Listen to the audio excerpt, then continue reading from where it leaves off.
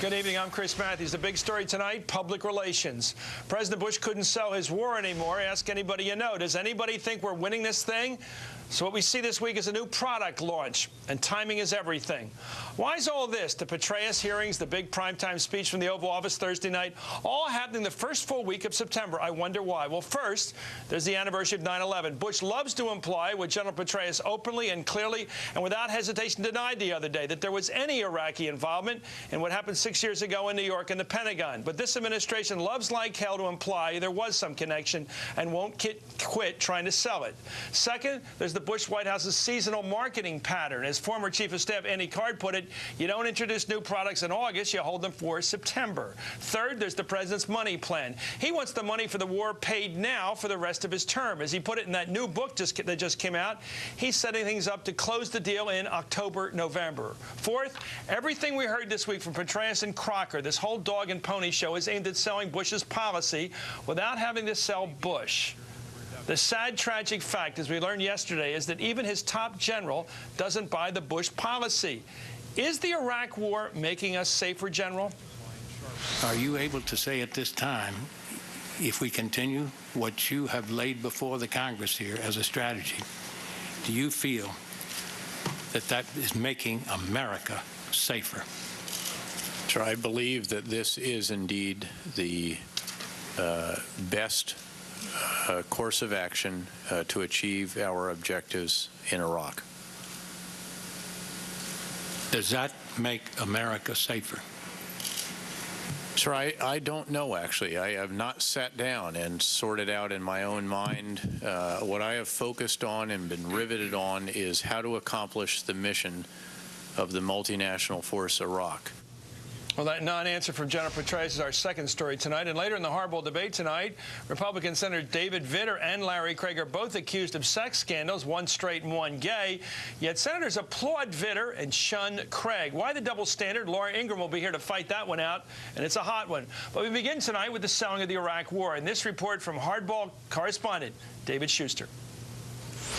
Hours after General Petraeus, who has a Ph.D. from Princeton, testified he did not know if the Iraq war is making America safer, today the Bush administration was in full damage control mode. White House aides urged reporters to consider another part of the Petraeus Tuesday testimony that officials insisted was a clarification. We have very, very clear and very serious national interests in Iraq.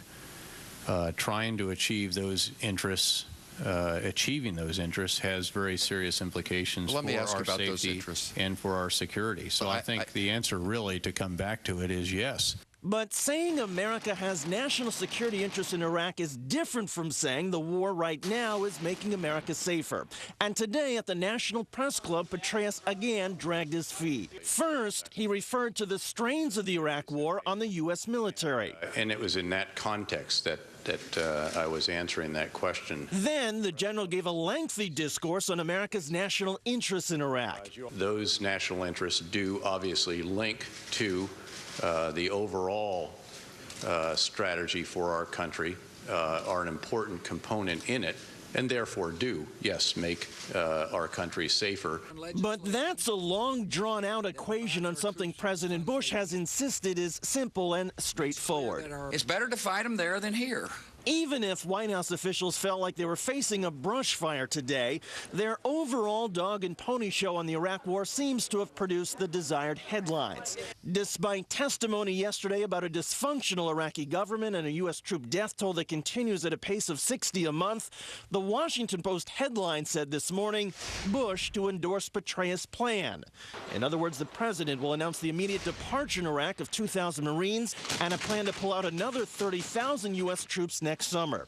Never mind, of course, that the Marines were scheduled to leave Iraq this month anyway, and that pulling out an additional 30,000 troops next summer would still leave over 130,000, as many U.S. troops as were in Iraq a year ago. The White House is protected, though, from criticism because the plan sounds like it is coming from a U.S. general, and that was a point the president's spokesman today tried to reinforce. General Petraeus was asked to give his honest opinions about what he thought. And that's what he did. What General Petraeus is saying is that you're able to move forces out as a result of success. Well, he answered the charge by pointing to General Petraeus' testimony. General Petraeus has made it clear that by the way, this is not a guy who's simply going to try to fake it. Democrats today expressed frustration. We can't continue on the same course that we're on and expect a different outcome. This has now been 5 years in which the president has pursued a course in Iraq that is not working. A few Senate Republicans did express skepticism this week about keeping the troop levels high, and even Senator Richard Lugar, the ranking Republican on the powerful Foreign Relations Committee, suggested the administration should make dramatic changes. But few Republicans seem willing to join Democrats in forcing a larger troop withdrawal down the president's throat and that of his general. The fact is that in the Senate we need 60 votes to override the president's decision, and we have not seen the kind of movement that I think we need. In the meantime, an anti-war veterans group is having a field day with General Petraeus and has released this new ad. If we continue what you have laid before the Congress here as a strategy, do you feel that that is making America safer? Sir, I don't know, actually.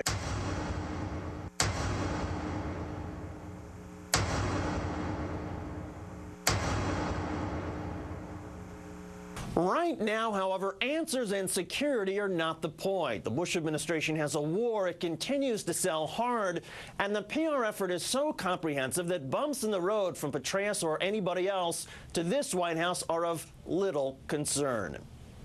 I'm David Schuster for Hardball in Washington. Thank you, David Schuster.